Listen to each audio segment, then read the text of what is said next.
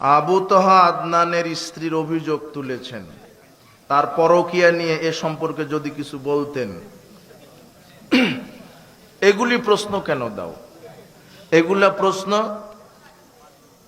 পারিবারিক ইস্যু। এগুলা সে বিবাহ করেছে, ইসলামে একটা দুইটা তিনটা, কয়টা বিবাহ জায়েজ? চারটা। সে করেছে, চারটা করতে পারে, সমস্যা কি? তবে একটা স্ত্রী রেখে দ্বিতীয় আর একটা বিবাহ করলে প্রথম স্ত্রী সেটা মেনে নেয় না অধিকাংশ, এটাই স্বাভাবিক। সে বিভিন্ন ষড়যন্ত্র করতে পারে, এটাই স্বাভাবিক। এটা পারিবারিক ইস্যু। তুমি এই পারিবারিক ইস্যু নিয়ে তুমি এত ফেসবুকে ঘাটাঘাটি করো কেন?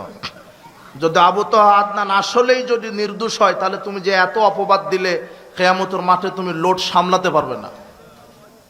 এটা পারিবারিক ইস্যু। তবে হ্যাঁ, এ যদি ইসলামকে নিয়ে ব্যঙ্গ করে বা কোনো মানহাজ বা কোরআন সুন্নাহ নিয়ে যদি ব্যঙ্গ করে, সেটাতে আমরা জবাব দিব, জাতিকে সতর্ক করব। কিন্তু এটা পারিবারিক ইস্যু, আমরা দোয়া করি তার পারিবারিক ইস্যুকে সমাধান হওয়ার তৌফিক দান করুন।